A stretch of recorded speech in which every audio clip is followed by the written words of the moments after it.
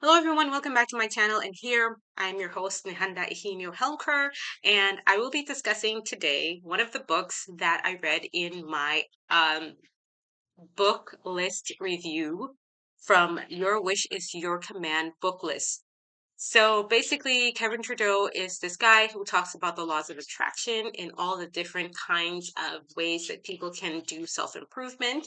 And he gives a book list at the end of his um, workshop DVD series. And these books I bought them all. This is not a sponsored video. I am not a sponsor. He's not sponsoring this video, and none of the book authors on this book list are sponsoring this video either. This is just your information for you that I am giving to you for free. But like and subscribe so you don't miss out on anything. Is it worth the read? First book of today. I will do one book per video, so if you want to check out the other videos, please go ahead and do so. If you're interested in reading, and I will also be talking about reading versus listening versus YouTubing books. So here we have Psycho-Cybernetics is, of course, from Maxwell Maltz, who is a he is a doctor and a plastic surgeon.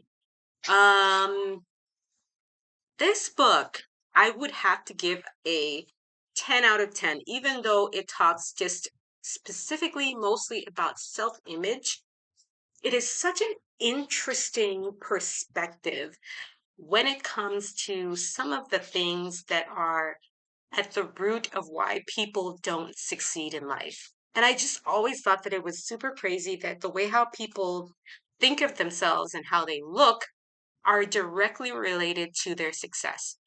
In this book, he goes into detail about how some people, when they get plastic surgery, so a little bit of a spoiler alert, some people, when they get plastic surgery, they feel like that is going to improve their personality, success, and how people approach them.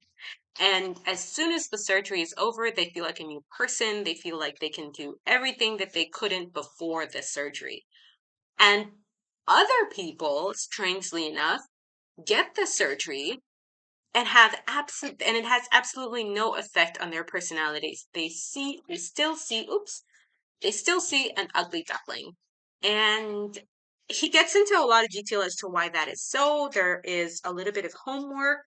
I didn't know that there was going to be homework in this book when I bought it, but I was happy to do the homework because it was very, very insightful to me to help me implement some of the things that I was learning immediately into my day-to-day life and confirming a lot of the things that I kind of observed about people.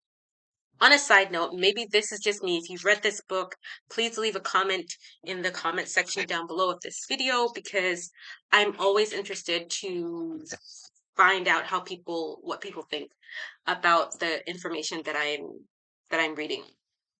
For me, it just made me so much more fascinated in people. Like, I feel like when I'm noticing how people are hung up about certain things about themselves, you can definitely pick that up in their demeanor, in some of the things how they talk about themselves, and how they talk about other people.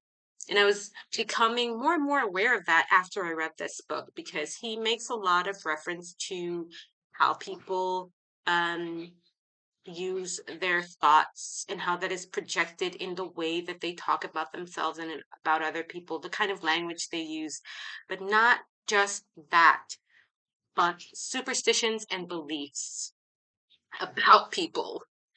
I come from Central America, and so I can definitely relate to the story in this book of the guy who felt like he was cursed or was told that he was cursed, and he started acting like he was cursed because he believed that. So people's beliefs about themselves and about how people deal with them is sort of like a fulfilling prophecy, according to this guy, Maxwell Maltz. And I could definitely see that. I could definitely agree with that. And it was very, very, very interesting for me to have that insight He also talks about the value of indifference. I did not underline the entire idea, but it is super, super, super important for people to. A lot of other self-help gurus, like modern day self-help gurus, talk about this in more detail, like the subtle art of not giving an F. I haven't read that, but I have read some of the interviews from him, and he talks about that ability to care, but not too much, because we are so hung up about our physical appearance, because it absolutely makes a difference in how people approach us, but our likability and our personality shines through and makes us more attractive when we are not so hung up and insecure about making a fool of ourselves. And I talk about this a lot when it comes to, I talk about this actually in my latest video, do the hard things, setting goals. um our fears about looking ridiculous and looking stupid can show up physically in our appearance. Insecurities, people can sense and feel and see insecurity in body and posture and body language. When we're confident, we're not so obsessed with looking perfect and looking great all the time. We're a little bit more confident, a little bit more relaxed. And that's the kind of indifference that really helps us to be more successful, because we're not afraid to fail. The sooner we fail, the sooner we know what works and what doesn't, and we can then get closer to what does, in a more timely fashion. That's just one of the many.